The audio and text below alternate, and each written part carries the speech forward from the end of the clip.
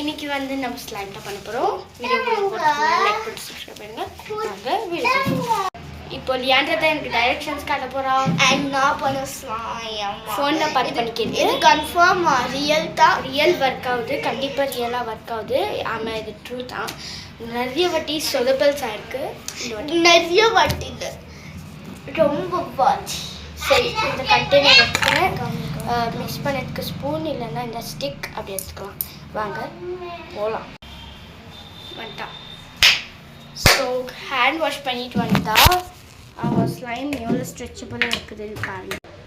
இங்கே பாருங்க எவ்வளோ ஸ்ட்ரெச்சபிளாக க்ளாஸியாக ரொம்ப நல்லா இருக்குது. கண்ணே பட்டப்போம். ஸோ காய்ஸ் வேறு ரூமுக்கு வந்தாச்சு. இவ்வளோ தண்ணி எடுத்துருக்கேன். 1 teaspoon. அண்ட் இப்போ நெக்ஸ்ட்டு மாய்ஸ்சரைசர் கைஸ். நான் வந்து பேபி குரீம், அது மாய்ஸ்சரைசர் தான் ஆக்சுவலி பேபி குரீம் யூஸ் பண்ணியிருக்கேன். எப்போ காலியாகி அடி வாங்க போகிறேன்னு தெரியல. ஸோ போட்டுக்கிட்டு பார்த்துக்கலாம். இருங்க போடுறேன். போட்டு எவ்வளோன்னு போடணும்னு காமிக்கிறேன். கைஸ் இவ்வளோ போட்டிருக்கேன், தெரியுதா? இவ்வளோ போடணும், ஓகேங்களா? அப்படியே இதில் போடணும். போடலாம் கைஸ். அட்லின் வந்து பர்பிள் பண்ணுறோம். Violet colour. நான் பர்பிள் கலர் போட்டுக்கிறேன். இப்போது நான் வந்து லைட் ப்ளூ பண்ணேன்.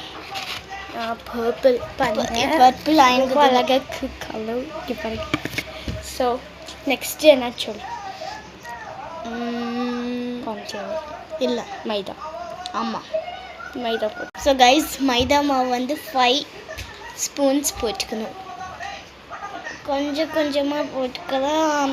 இல்லைன்னா அது வரலன்னா, ஒரு மாவு மாதிரி டெக்ஸ்சருக்கு வரலன்னா போட்டு மிக்ஸ் பண்ணுங்க. வந்த பிறகு சொல்கிறேன் என்ன பண்ணலாம். இங்கே பாருங்க மைதா மாவு. லவ் மைதா.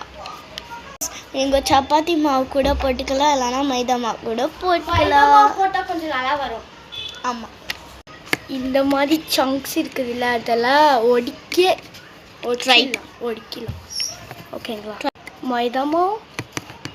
மைதா மாவு இந்த மாதிரி டெக்ஸ்சர் இங்கே ஒட்டி இருக்கணும். இப்படி ஒட்டிட்டு. கார்ன்ஃப்ளவர் மாவு பார்ட் 2 கைஸ். பிளேஸ் இல்லை, சாரி, பார்ட் 2. ஓகேங்களா? கார்ன்ஃப்ளவர்